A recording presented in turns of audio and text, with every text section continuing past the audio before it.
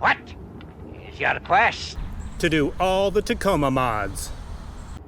What is your favorite color? Orange. Obviously.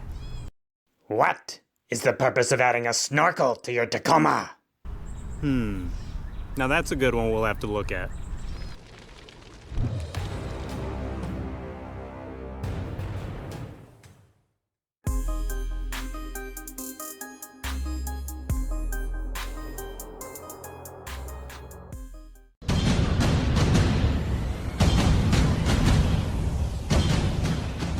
Welcome back to the Tacomaholic channel, where we feed your Tacoma addiction. So if that sounds like something you'd be interested in, go ahead and subscribe now. All right, everybody, today I've got a fun, quick video for you guys going over my thoughts on whether or not you should get a snorkel for your Tacoma. Obviously, I thought I needed a snorkel for my Tacoma because I bought one. It's right there, in case you haven't seen it before. So I'll go over what a snorkel does and give you some scenarios on why it may be a good thing to add to your mod list. Bastard. All right, so the quick rundown of the snorkel. Everything on the inside of your engine bay under your hood remains the same as far as the air getting into your engine. What changes is on your factory Tacoma without a snorkel, the air inlet for this whole system is actually down here in the fender well, and all it really has on it is a splash guard to keep mud, water, and other debris from getting sucked up into your system. With a snorkel, it takes the air inlet from down here, which you can see just a few feet off the ground depending on what type of tires you have and your lift. It relocates that from there all the way up to here, several feet higher, where you will obviously be pulling much cleaner air and slightly cooler air. Of course, clean, cooler air to your engine sounds good, but what does that actually mean? Quick physics overview. Cooler air actually has more oxygen in it, which will allow your engine to have more combustion. So even if it's just a few degrees cooler, you will have a more efficiently combusting engine, which should give you a slight increase in both gas mileage and horsepower. You probably have to get it on a dyno to get any measurements, and it's probably, I guarantee you, it's not going to be something you're going to actually feel. As far as the power goes, you might notice a little bit on the gas mileage, but it will happen. Getting cooler air in there will make your engine run a little bit better. While that sounds great, the main reason I got a snorkel for mine is literally just to get the cleaner air into the engine. Obviously, I plan on having my truck for a very long time. If you think over the course of 10, 15, 20 years, if you're pulling cleaner air into the engine for the whole life of the truck, it's gonna last a lot longer. Especially if you get off-roading, you're sucking in dirt, all that nasty stuff getting pulled into your engine, this will help a lot more. Obviously, you still have your air filter in there, the paper filter to block all that, but this will keep that lasting longer, I would imagine, since that's getting blocked less and less. So the first reason for me was to get cleaner air into the engine. Second reason, and which when you hear the word snorkel, this is probably what most people think of, is water crossings and keeping water from getting sucked into your engine. Yes. I told you before, the factory inlet is right down here. You can go through 2 inches of water, you can go through 2 feet of water and be fine 99% of the time, but it only has to happen once for some water to get sucked in there, somehow get past your factory air filter in there and get sucked into your engine, hydrolocking. I haven't seen it happen. I've heard of it happen to a few people I know, and the only thing to do in that case is to get a new engine, which usually is probably going to run you about $5 grand, which I'm pretty sure you guys can think of better ways to spend that money on your truck. With the inlet for the air routed up here to the snorkel, I suppose it's still possible to hydrolock your engine if you get water sucked up that high, but the chances of that happening are much less likely. That being said, just having a snorkel on your truck doesn't mean you can safely plow through water crossings where the water is going over your hood and all that.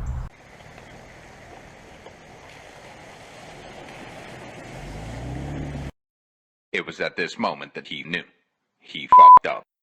There are still plenty of things under your engine bay that are very susceptible to water. Of course, everything under your engine bay can get wet in mild amounts. Obviously, we all drive around in the rain. Every car is designed to get wet under there, but that is not the same as actually submerging it for several moments, if not longer, when you're doing water crossings. Alternator, battery, to name a few. Some of the electrical connections, which there are tons under your hood. So just because you have a snorkel, do not assume you can safely do deep water crossings where the water's going past your headlights up and onto the hood. Now I do have the Dobinson's brand snorkel, which I purchased because it is significantly less expensive than both the Airflow and the ARB versions. However, all the snorkels I've seen, they all have the same design, and one thing I'll go over real quick that really helps filter out all this stuff up here before it even has a chance to get sucked down is all the air is going to go in, immediately take a 90-degree downward turn, and there are these little flutes or chimneys or whatever you want to call them, because I don't know if it actually creates a vortex or what, you know, I'm not the scientist here, but No shit. turning the air like that at the higher speed will actually force any particulate matter and or water out through these channels, so that will already filter most of the nasty stuff that could get sucked into your engine. So that is a nice feature I have, so it does that in addition to already pulling cleaner air. If you are on the fence about getting a snorkel for your truck, say you know you want one but you're sort of hesitant, maybe because of the install, go ahead and check out the install video I did. I'll link to that above. Of course, that is for the Dobinson's one. The process for all snorkels is going to be very similar, if not identical. Yes, you do have to cut through your fender right here, so it's one of those things. Make sure you measure 10 times, check the template, snorkel body, all that, before you actually drill into your fender, because, of course, if you screw that up, you're going to have to get a whole new fender unless the snorkel body actually still covers that, which you can see it is rather large. Aside from that, unless you just absolutely detest and despise the way the snorkel looks, which I'm sure some of you probably hate the way it looks. Personally, I love the way it looks, and it's functional. It's the best type of mod. The only Tacoma owners I can think of who actually go off-road, who probably don't want to get a snorkel once they get past the looks of it, are people who know they want to do like the fiberglass wider fenders, you know, where they stick out. I think it's either like 2 or 3.5 or maybe even 4 inches on either side, because obviously I haven't seen any aftermarket snorkel setups yet that actually play well with those fiberglass fenders, which I'm sort of bummed about because I really wanted those fenders. However, I like the insurance policy of the snorkel to keep my engine safe for the long run, since I'm not letting this truck go anytime soon, if ever. I will drive it into the ground.